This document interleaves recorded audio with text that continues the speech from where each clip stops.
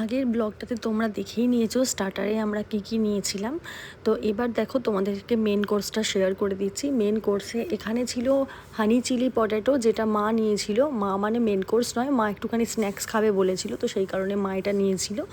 আর আমরা নিয়েছিলাম Hong Kong rice আর chilli fish, যেটা ছিল ভেটকি মাছের। তো দেখো, এই চিলি ফিশটা আমার খুব একটা ভালো লাগেনি, মোটামুটি লেগেছে, কিন্তু হংকং রাইসটা সত্যিই খুব ফুলফিলিং ছিল, খুব ভালো ছিল। আর চিলি ফিশটাও মানে খুব একটা খারাপ ছিল যে সেটা নয়, মানে মোটামুটি ছিল।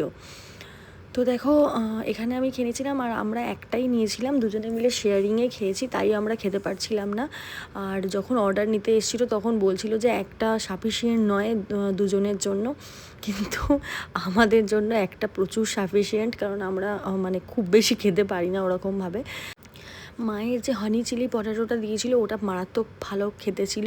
ওটা থেকে তো প্রায় হাফ আমরাই শেষ করে দিয়েছি, মা তো একটুখানি খেয়েছে, আমরা তো পুরোটাই প্রায় খেয়ে নিয়েছি। আর দেখো, এখানে অর্ণার জন্য নিয়ে গিয়েছিলাম ডিম সিদ্ধ আধখানা, তো অর্ণা ওটাই খাচ্ছিল কুটকুট করে। কারণ দেখো, আমরা এত কিছু খাবো আর ওরও তো কিছু খেতে ইচ্ছা করবে, কিন্তু ওকে তো এইসব কোনো খাবার দেওয়া যাবে না, সেই কারণে ওর জন্য এটাই নিয়ে গিয়েছিলাম। চোখটা কর, চোখটা কর, চোখটা কর। দেখো তোমরা, অর্ণা টিভিতে একটা তামিলিয়ান একটা কার্টুন দেখে কীরকম শিখেছে চোখটাকে ওরকম করতে। আর দেখো, বিলটাও তোমাদের সঙ্গে শেয়ার করে দিলাম।